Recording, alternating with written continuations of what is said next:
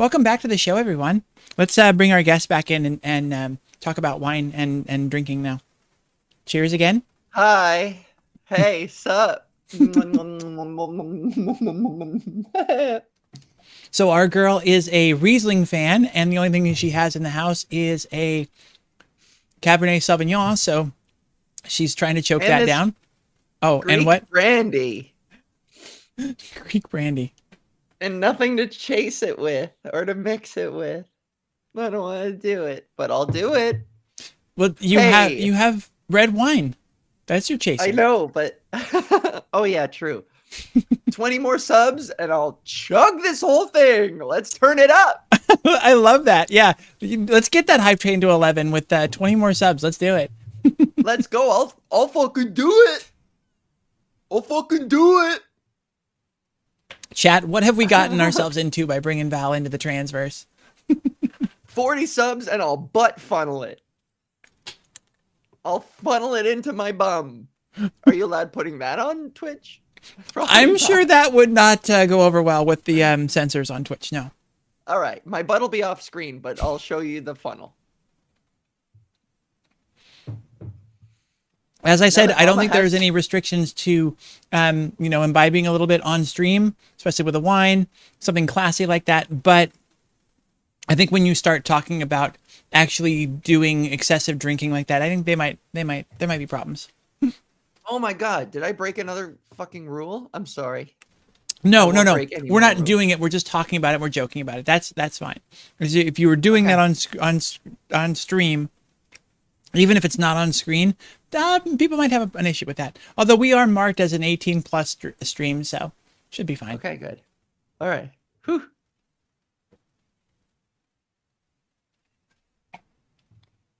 All right. Well, Cheers to everyone else. let's get things going. What else do we want to talk about? I love that you said that everything you've ever wanted is on the other side of fear. That was the big defining thing for my transition. You mentioned kind of taking things slow with your HRT. I was very slow in getting into it because I was just terrified of anything that felt permanent in any way. Yeah. Totally. I completely I was the same. And that was my philosophy behind like taking things really slow. Mhm. Because I do have a friend um who detransitioned and it was just an example close enough to home of regret and I just wanted to be cautious about it, you know? Yeah, wow. So you have a detransitioner friend. What Yeah. do you still have a relationship with them? I haven't spoken to him in a while. He was transitioning to female and now lives as a man. Hmm. Um, I haven't spoken to him in a while, but we're always on good terms, and we've always been very honest with each other about everything. So, like, you know what? This is a good reminder to reach out to him, Wow. see how he's doing. He Yeah, moved and out to Manitoba, so it's like the hardest thing on a friendship isn't transitioning or detransitioning or what. It's moving to fucking Manitoba, dude. I cannot forgive that. well, I'll definitely ping you for information on him once you've reestablished contact because that would be a fascinating interview to get. And um I'm interested in the entirety of the experience of being trans, including the people that try it and figure out it's not for them. I would just really Yeah. love to know more about his story and why it was one of detransitioning. Like, we like to say that it's a journey, right? You're exploring, you're trying to figure yourself out, you're trying to see what fits you, and it can be anywhere on that spectrum, and you can start here and get to here and then decide that here is where you want to be, and that's totally fine. Mhm. But like, to go all the way back to here, if that's truly what he did, it's an interesting case, and I'm just kind of curious why it wasn't somewhere more in between, somewhere a little bit more gray. Yeah. I mean, I have another friend who kind of, yeah, went all the way and then backed off into sort of a more middle zone, I guess. Mhm. as ineloquently as I can put it. Yeah, they like went all the way and then backed off, forward 3 steps, back 1, Yeah. And that's the whole thing. Like I said, we like to talk about that here and just say that it's a journey, it's an exploration, and you can get to and have it be whatever you need and whatever you want, whatever's best for you. And that doesn't mean that you can't go to quote unquote extremes. You can't take it all the way to the end and figure it out and then go, no, I want to be here. Or go out there, come back, and then push forward or do whatever. It's all valid. So Yeah. but just Amen, sister. thank you. And that's really why I push back pretty strongly against the term detransition to begin with, is that it suggests that you can detransition. You can just like go back to zero and undo all of it. It's like you did that for a reason. There was an exploration that you needed to do, and you needed to find out more about yourself. And so even if you quote unquote technically ended back at the beginning, you still went on the journey. It was still a gender journey. It still was a transition, to finding yourself and accepting Sure. who you are. Well, I'll try and put you two in touch, but like I said, he lives in Manitoba, so he could have been mauled by a bear or a moose maybe like 2 years ago now, Very likely. I thought you were Yeah, going to go he with could. that he moved to Manitoba, so he's dead to you. No, well, he could be literally dead, Yeah. skewered on the antlers of a giant moose. Bears and moose aside, he's dead to you regardless. Yeah. Yeah, fucking Manitoba boy. Move back to the city and then we'll talk. It'll be great when he comments in chat here. It's like, bitch, I've been listening to this whole thing. Yeah. The Alexis Project says my boss is from Edmonton. It's a 2-day drive for her to get here from there. Lol. Wow. Yeah. Oh, to that person, I've been on the road before. Midwestern Canada is it's flat and it's boring and there's nothing going on in between. And when you're a struggling comedian and you drive everywhere, you don't have enough money to pay for flights. I had to drive. There was, I think, that same tour I drove. It was like 8 hours from Regina to Calgary, I think. And that's like, it's like, I would describe it as like one of those Looney Tunes cartoons where somebody is chasing somebody else and you just see the same landscape over and over again. They like keep reusing the background. You just see that same fucking tree over and over and over again. That's the drive between Regina and Calgary, except there is no tree. It's just brown, flat, nothing. Mm-hmm. Fucking nothing. It's like driving through purgatory for 8 hours. So, yeah. We have a couple of those here in the United States. I live in Southern California. To get to Northern California, you have to go through not 8 hours, but 6 hours of that.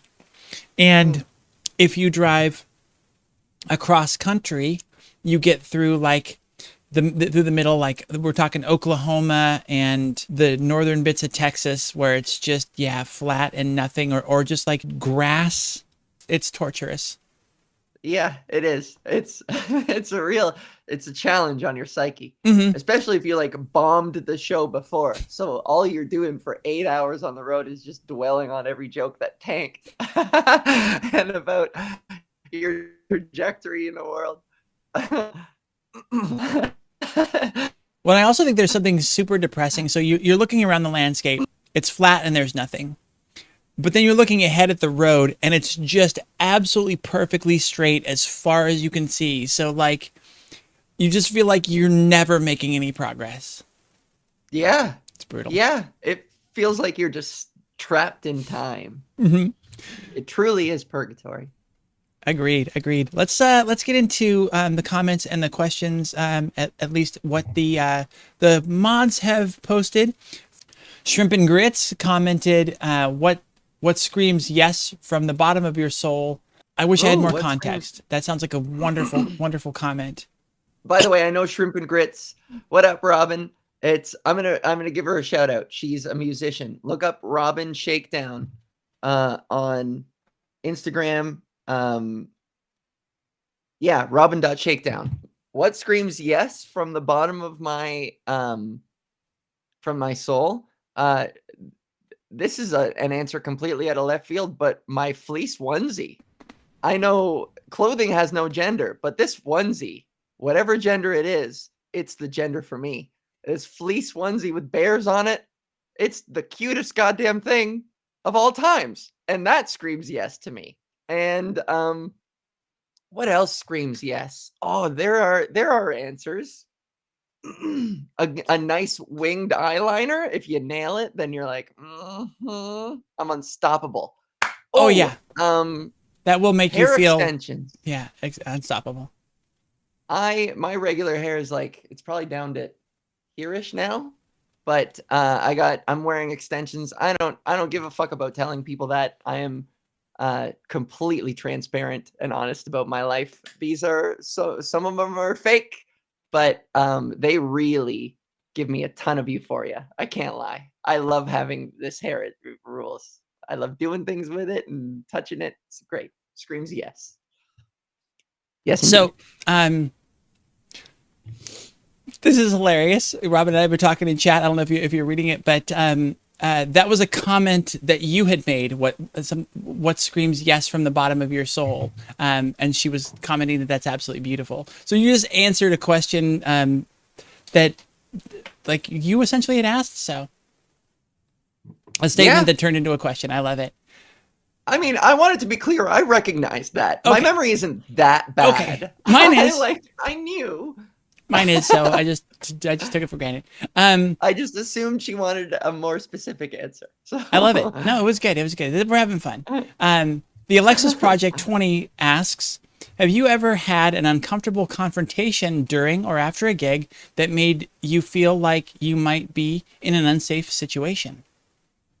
Oh, I got threatened at knife point once. This was a long time ago. This would have been like, I think I was probably like year 2 or 3 into stand up. I was performing in London, Ontario, Canada. I don't know if anybody knows. There's a university there called Western. That's where I went to school. There was like this fundraising event in which people brought canned goods to get in, but it was at like the skeeziest bar in town. A terrible choice for a bar. And you know, I'm only 2 or 3 years in, so I suck. I'm stinking it up there. Broy idiot me just being like, "Hey, you guys ever see a wet pussy?" I don't know, just garbage material. You guys play Smash Brothers? Asking a loud bar of people ignoring me if they play Smash Brothers. So there was a guy at the back who wouldn't shut up for the entire show, and by the time I got up, I've always been really reckless, and I love engaging the audience, and I love improvising. So I just started kind of yelling at him about how loud and obnoxious he was being. And I think there was a can of caviar or something, and I was like, this guy brought the fucking caviar and he's got no class, this guy, you know? Canned caviar. Anyways, I was relentless and not even that great, but I got his attention and I saw him like kind of saunter up playfully, like he had a gait, you know? He was jaunty about it. He was jaunting up to the stage, and so I got good vibes from this guy. I was like, all right, we're about to do an improv scene. You know, let's do something from Whose Line Is It Anyway? The hands game, where he like gently puts his arms through my armpits and we like interact with the canned goods, whatever. So he gets up on stage and he just kind of drunkenly wrestles the mic out of my hands and he's like, all right, I want to play the hokey pokey game with you. And I was like, oh, hokey pokey game? That sounds fun. And as soon as he says that, I thought he meant like do the hokey pokey dance. And I was like, I'm game for this. And a guy from the back came running up on stage and like basically put him in a chokehold and yanked him off stage. And he was like, that means he's going to stab you. So you better shut the fuck up and stop picking on my boy. And I was like, oh, well, gulp. And then just basically put the mic into the stand, was like, thanks, good night. And just ran out the fucking back. I didn't stick around, but that's as close as it got. This guy threatened to stab me on stage at a fundraiser.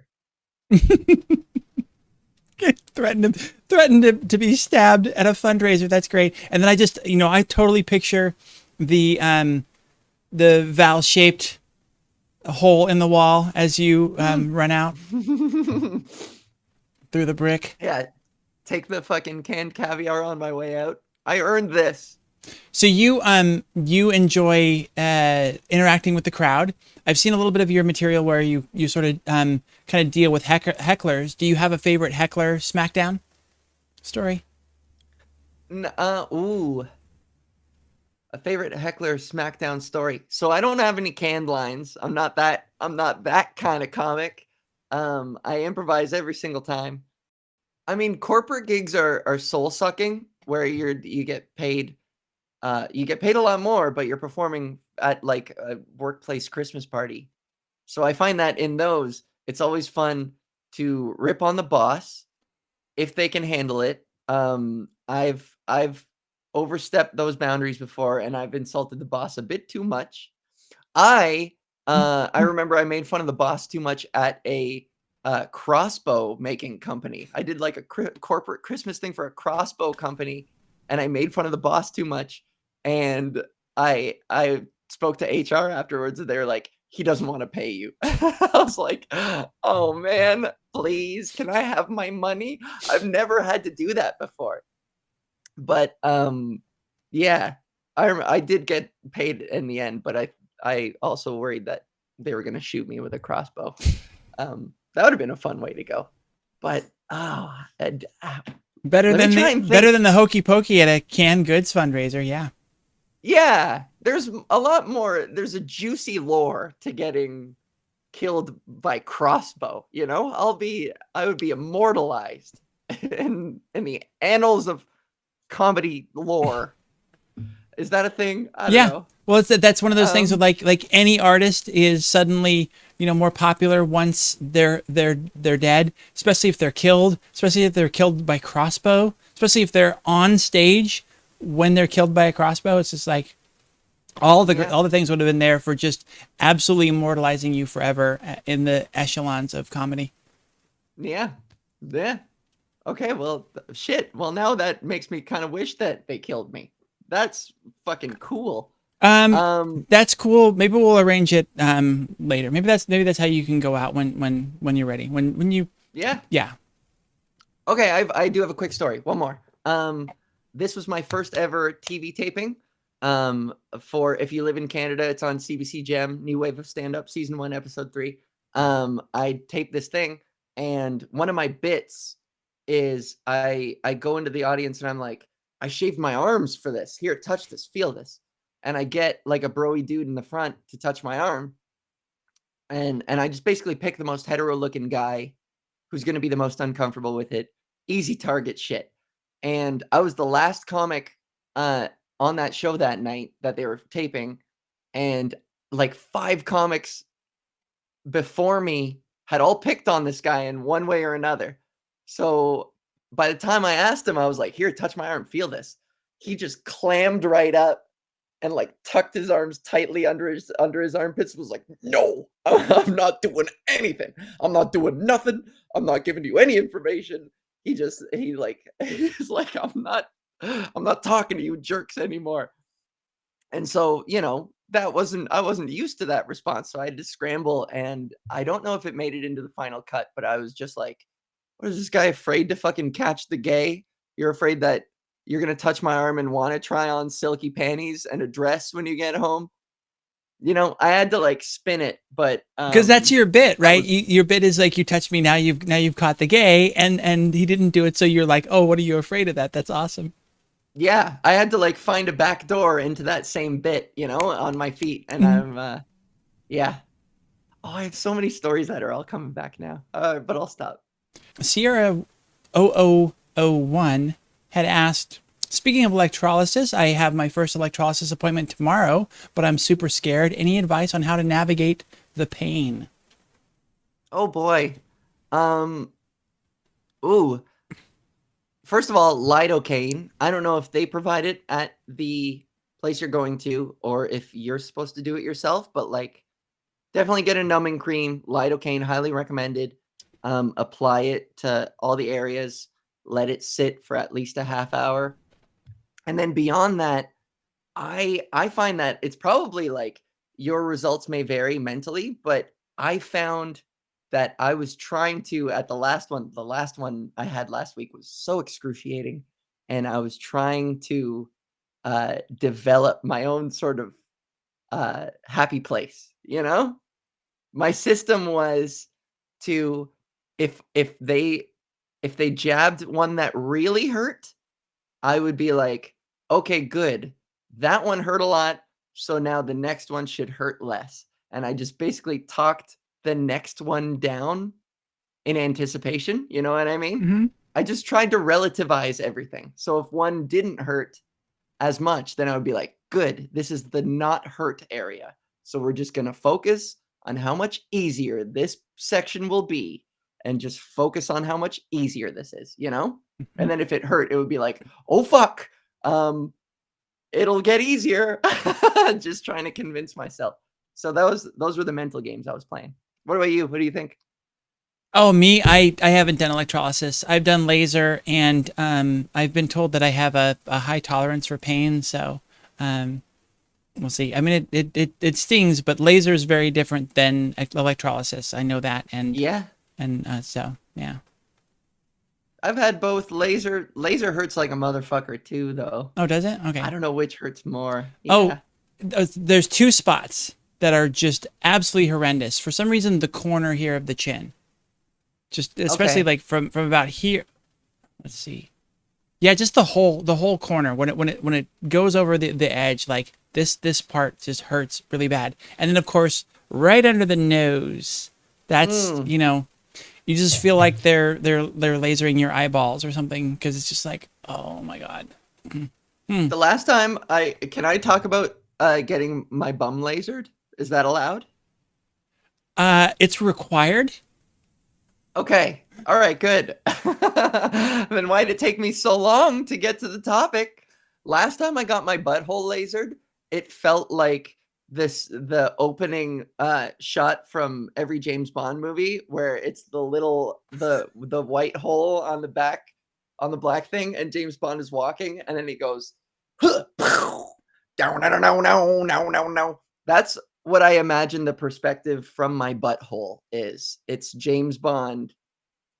It's my laser technician pointing the gun like James Bond into my sphincter. That's I what love my that you butthole's get on like. the table, or you drop your pants, you get on the table, and she gets ready. The tech does, and you go, wait a second, and you pull out your phone and you hit play on the James Bond music.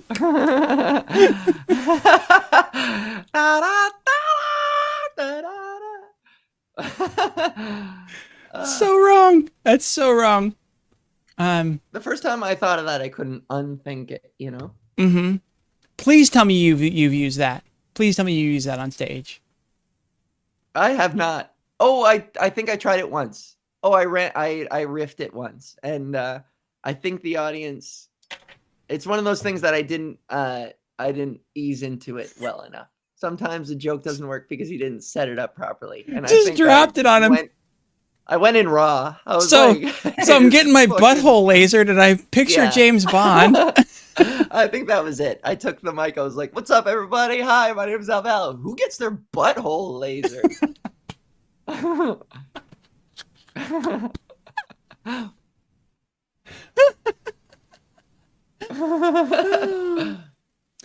Oh, comment from I'm ruined. I'm over. It's done. Um, okay. Comment from Aggie Jean. I love that for you, Val. When my egg cracked, I realized that's why I had never loved myself. I absolutely broke down, and it was like Val said. I had a moment with myself, and I loved myself for the first time, and it's felt different ever since. Yes. I 100%. I love that meditative practice of looking at yourself in the mirror, in the eyes, Mish, hey hun. In the good way, not in the bad way. Yeah. Uh, no, but looking at yourself in the eyes, in the mirror, and what that does for me, as I picture it, is the physical self sort of disappears, and you're able to see through to the soul, to the real you. And I think that's why that was, as you were saying, then it made me think of, like, that's why you're seeing her, because that's who is there when you shed all of the other crap, right? And just that practice to remind yourself, to reconnect with yourself, to truly see yourself, to show yourself to you, such a beautiful idea. And I will probably suck at it. I will probably reject it and go, I can't do this. But I have to push myself to try and do that from now on, like here and there. Just Yeah. like look, because we get in front of the mirror, right? And we just see just, flaws. We just see red going like little little circles, like flaw, flaw, flaw, flaw, flaw, flaw, flaw, flaw, flaw. Yeah. Problem. Mhm. And looking yourself in the eyes and letting that all fade away. Like when you're looking at lines in a shower and you stare them at enough and they start to disappear. That sort of a thing. Mhm. It sounds so beautiful. I love it. Yeah. And like you articulated it perfectly off the top. I think I've every time I tell that story, I'm paranoid that it comes across as an exercise in vanity, which it really isn't. And I think there's a very distinct line that you have to be careful not to step over into vanity, but it is looking yourself in the eyes is such an intense experience. And that's why when you say, like, you don't know if you'll be able to handle it or, like, whatever, it's it's totally okay to just be like, "Ah," it can be cringy and it can be really difficult. It's really intense to stare yourself in the eyes and not make it about vanity, to avoid that, to just, like, look inward into your soul and have a confrontation with yourself directly is intense. And yeah. So I think you articulated it perfectly off the top to make it not sound like an exercise in vanity. Robin had said, Val is one of the most human humans I know. Mhm. Hat Saucer commented, great interview. Al Val, you are a delight. Oh, well, okay. So, uh-huh. Yeah. Okay. Sierra 0001. I'm sorry, you're still going? Okay, go ahead, finish, please. No, no, I'm done. Go ahead. Uh, Um, more compliments, please. Sierra, okay, we have one more. Sierra had said, amazing interview, Al Val and Emily. I'm over here bawling in response to y'all. Thank you so much. This is truly an incredible impact on isolated people like myself. Aw, your community is out there, my love. It is, but It's just here. remember that even people who are outgoing and are out there talking and doing things publicly and interacting with people, we all have those moments of feeling just absolutely isolated and just unable to reach out to people, unable to connect, because of our own stuff that's going on in our heads. So just, yeah, definitely know you're not alone in that, even with the people who seem to be extroverted. Yeah, I have nothing to add to that. Yeah, I Perfect. mean, you're right. Okay. Yeah. The only thing left for us to talk about, other than all of the other things, all of the things, there's still so much. But as far as audience comments and questions, is music. Okay. How long have you been playing? I've been playing for 14, 15 years. Hmm. Yeah. I am one of probably a lot of musicians, a lot of guitarists who um who rocked hard at Guitar Hero, who got really good with the plastic guitar, and then just finally gave in to all their friends and family being like, for the love of God, the amount of time you've dedicated to this plastic, this thing, pick up a fucking guitar. And so, yeah, those are my origin stories. I was really good at Guitar Hero. But I also took piano lessons until like grade 6 or so. So I have that musical theory kind of built in, Hmm. swimming around in my head. But I never, but I quit, stopped music, and then picked up guitar and just like loved it. Yeah. So I'm a That's awesome. guitarist. That's great. Yeah. My music origin story is equally lame. Um, Mhm. I was a steering wheel drummer for probably probably close to 10 years before I ever bought a drum set, and then Uh-huh. lived in apartments and never had a chance to really play until consistently, really, until I bought my house. And as it sits, it's stacked up in the garage, and because we have a dog that freaks out when I play, and so they've Yeah. been put away for about 2 years, and I miss it. But yeah. Drums are so inconvenient that way. It's so tough. It's tragic that they're so loud Hmm. naturally, and they're so cumbersome and huge, and there's so many pieces, and they scare dogs. When I had drums for 4 years, and I left them at my parents' place, and I would come home and visit, and I would play, I probably traumatized that poor little, oh, my poor little pooch. Yeah. Uh, but yeah, drums are but they're so fun. It's so fun to let it out on drums. Yeah. Mm. I And was. drums are I was sorry, go ahead. Oh no, no, please. Drums, I was thinking, are one of the things that you air instruments, like, you can air a guitar, and if you don't know anything about guitar, whatever, you can do it, it looks fine, but you can't. I think drums are the only instrument that you have to air play accurately, because you can't just go around doing this. You look like an idiot. It's a percussion instrument. You have to like be on beat. You have to coordinate your arms and legs. You can't flail around not knowing what you're doing. You have to look like you know what you're doing if you're playing drums, air drums. Well, like I said, my origin story is embarrassing because I was playing drums on my steering wheel for many many years before I ever touched a real drum kit. Um, but one of the things that I do feel good about is that I actually was able to teach myself how to break, as I call it, how to break the limbs apart and Mm, do one thing with this hand, one thing with this hand, and then do different things with the feet. yeah.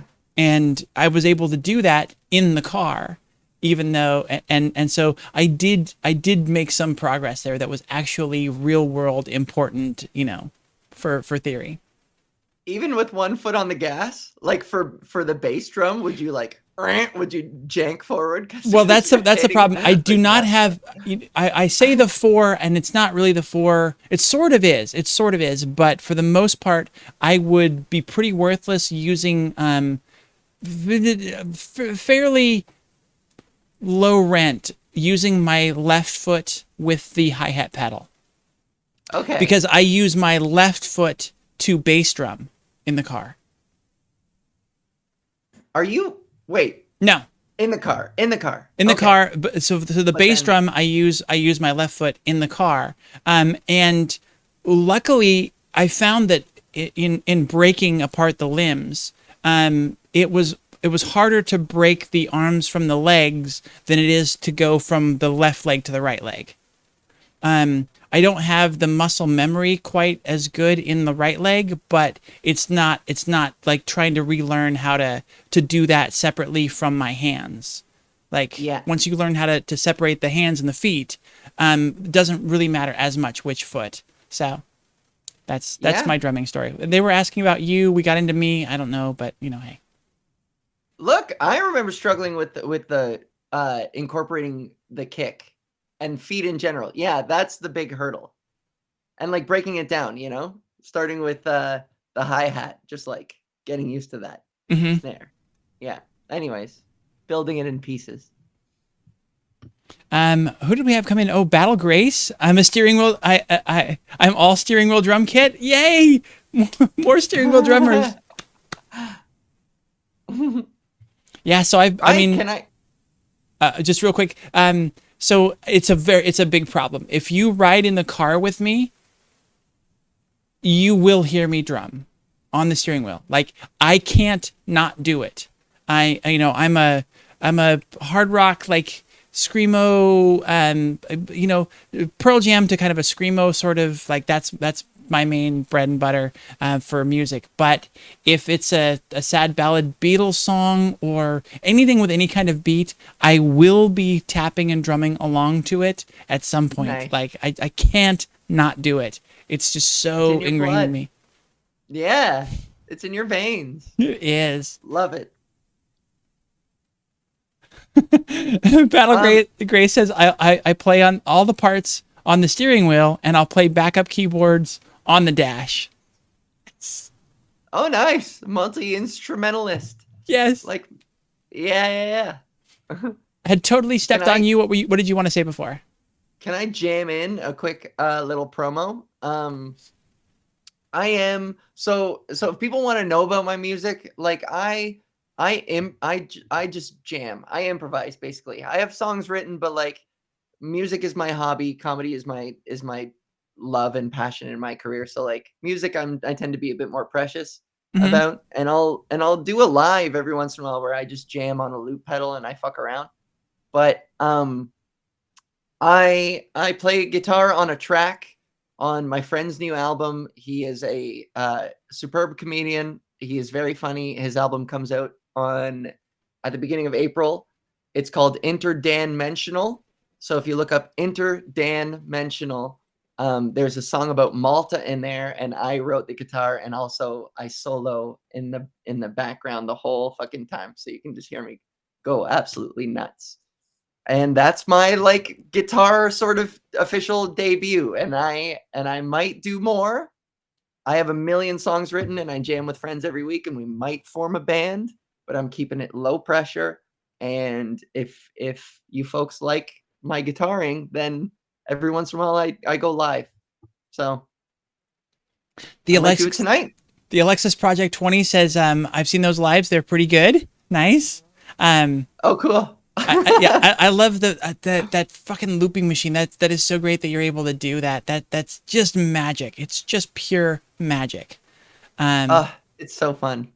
oh, what was I gonna say? Oh, apparently interdimensional isn't enough on the interwebs yet, but we'll have to keep our eyes open for that one. Write it on a sticky note. Yes. Interdimensional.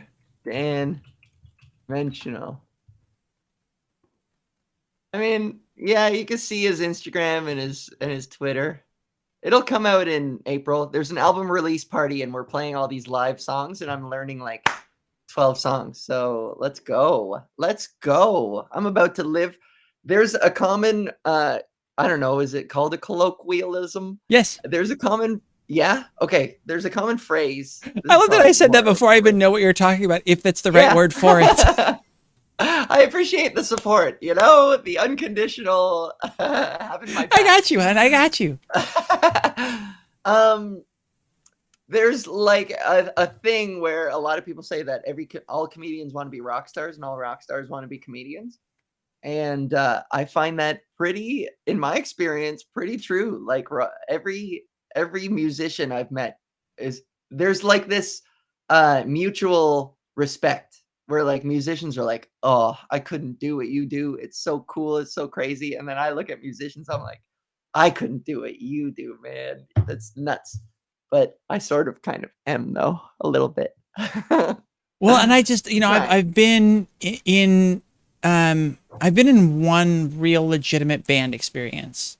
Mhm. And I was blown away because I still don't know my ass from a hole in the ground when it comes to creating a song. When it comes to like writing music, like you said, you have that music theory background. I have zero. I play by ear based on what I've heard on the radio or on a CD back in the day. But I was still with that context amazed that I could that like a riff would come out from a guitarist and then I'd be drumming along to it, having this song never existed before. We're playing it as it's happening. Yeah. And knowing just instinctually where to put in a fill and how to sort of transition to different parts, just having that that come about, and having this whole song build out of absolutely nothing, it is one of the most magical experiences I think I've ever had. Hell yeah. Getting in that state of flow and like and yeah, drums are so good for that. Accomplishing a fill that just slaps, it's so nice. Did you ever play Rock Band? Yeah, yeah, a fair bit, and yeah, there were reasons why that was a struggle for me. I did, I did, Because pr- of the flip pedal? I no, I did pretty good with it. I had to play on expert though because I needed it to be as close to actually playing the song. Because again, I was only used to playing by ear, so even following the Yeah. notes coming down was a little bit of a struggle. Like if as long as the what they wanted you to play was pretty damn close to the actual song, I could hang. Yeah. Yeah, yeah. I hear that. But even Yeah. that, but see that when you say you're a drummer or you're trying to be a drummer, and then you get in front of people like at a party and you're trying to play drums and you just absolutely suck horribly at it, Mhm. it's so embarrassing. It's very embarrassing. I had that in front of my new dodgeball crew. I've been with them for like 3 or 4 years now, but when it was just starting and I was like trying to get in with this crew, oh, I made such a fool of myself on Rock Band. Ugh. Have you been able to recover? Are you on the bench now? Um, oh no, I'm good at the dodgeball. Okay. Was that I forget where that was in the context of the actual band. I think it might have been I don't remember. I don't remember if that was like sort of before because once I was in the band, then I was good. I'm like I've done that thing. I know that I can do it. I can hang. My stuff isn't super creative and original, but I can keep Uh-huh. the beat and I know where a fill's supposed to go and that sort of a thing. So it was just to be able to even hang in that regard. I was just like I have made it. Yes. God, I love that feeling. It's pretty The great. synchronicity of like coming together with people because I'm so used to like putting on a loop and just soloing over it, just playing with myself. Hmm. And I know that sounds bad, but like Ah, the now that I'm masturbation of the loop machine. yeah, yeah, yeah. Oh, and like for the longest time I did perform in a duo with a friend of mine called Overdude, where I would basically write all the music on the spot. I would compose the loop and then, throw melodies or play a solo, and he would improvise the lyrics. He was a fantastic singer. His name is Velvet Duke, Hmm. but he moved to Ottawa, so now we can't perform together anymore. But like we had a duo thing going on for a really long time, and that was really cool. We would improvise whole songs. We would just grab a suggestion from the audience, and he'd go, "Take it away, Val," and I would throw some together, and then he would start singing. It was really cool. Wow. You have a video. There's a video of that out somewhere, right? Of you like at a festival on stage with them with him.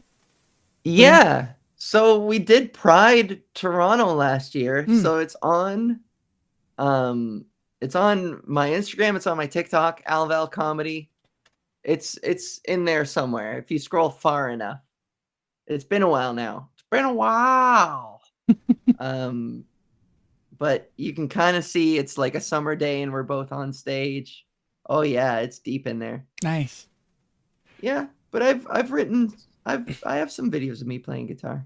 Do you Yeah. find a similar sort of getting in the zone feeling and experience on stage in comedy sometimes where the flow just starts to happen perfectly. The audience is loving it. You sort of can do no wrong. Oh yeah. That's my absolute favorite when I trust that it's not even sometimes it feels so easy like this I that sounds really narcissistic but hear me out. Some audiences are just so eager and so into the show and so into the vibe that they are so checked in and so tuned in. It all it takes is just a gesture or a facial expression, and you can really sit in your material and sit in the silences in between punchlines because they're filled with all this energy, um, whether audible or not. When you can tell that the audience is like hanging on your every word, then it's you can play so much in your material. And I improvise a lot. And even within like old bits of mine, I'm always looking to kind of freshen them up for myself. Like improvising is where I find all my joy and happiness. And I hate when a joke gets stale. I don't have the attention span for it. Hmm. So I'm like I'm out there trying to reinvent old jokes every single time, and I love when I'm in that state of flow because I can totally change a bit that I've had for a year or something like that in that moment. It's beautiful. It's a beautiful thing. And how easy is it for you to get in a flow state on stage and mess with your jokes and improve them, and then after the show be able to take that and incorporate that? How good are you at being able to remember that and remembering sort of what it was that you changed and made it better and implement that in the future?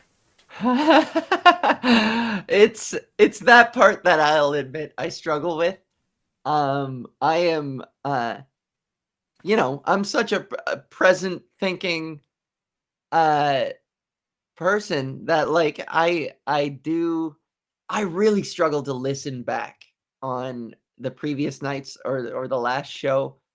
I have archives and archives of old footage, old audio footage, and I want to be able to go over it with a fine tooth comb, especially because I have an album. I'm gonna tape my debut album at the end of May, it looks like. So I need to be able to start really honing all of it with more precision and less, frivolity. But I'm just not good at that. I if it really, really hits, I will try it again in the same sort of style, improvise into it Hmm. and just see if the mood strikes. You know what I mean? I try not to over memorize jokes unless they require that sort of precision of wording and word economy. Word economy is a thing where it's like, how quickly can you get to the punchline without wasting any time in between? You know? The thing that I'm Um, most bad at. it's hard. It's so hard. Shaving single words and even syllables down, it takes a lot of attention to detail and a lot of thought, which, I prefer the sort of conversational way that I perform on stage. So the jokes that require that precision, I will go home and I will fine tune them, but I really much prefer this sort of impulsive way of delivering my jokes. And there's a freshness and a novelty every time I do it. Mhm. If I just if it works one night, if I improvise a riff, and it works, then I will vaguely remember the beats that I need. Hmm. If it really works, I'll listen back and be like, "Okay, that part was funny. Let's see if I can recreate the mood, the vibe, the beat," you know? Mhm. I realize now I'm talking about comedy, but, like, there are a lot of, like, cross references to music, beats and riffs, and it's Mhm. pretty cool. Again, yeah, I don't know if I can identify any one particular aha moment, but, there were several just leading up to my decision to transition that it was just, uh, sometimes with alcohol, sometimes without, but, like, sitting alone with myself, I think there's something really profound about just staring yourself in the eyes in the mirror with no judgment, no no as quiet an inner monologue as you can manage, and just sort of looking into your own eyes and feeling what you feel and observe and just looking at yourself. You know what I mean? And it's just the overwhelming, overpowering experience of staring at myself, not with any kind of vanity as well. I want to make that clear. I wasn't fawning over myself, but just looking myself in the eyes as I existed in that moment and being like, this feels right. And I want to stop vacationing in this feeling. I want to live here. Mhm. One of the things that I did, one of the experiments that I ran when I was trying to gain that acceptance and basically just trying to understand it, was I said, okay, if I'm not allowed to dress in women's clothes at some point, it causes a lot of struggle for me. It causes a lot of mental anguish. What if I switch the script flip the script and I dressed as a woman full time, would I at some point then have that same need and urge and drive to dress and act as a man? Mhm. Very, Yeah. very, very big no on that one. Yeah. But these are Yeah. some of the I steps you have mean, to go through, right? These are some of the things you have to try to understand it. exactly. Totally. Sorry, I'm getting cozy. I'm sitting on my legs now. So I guess, hey, I guess it's my show now, baby.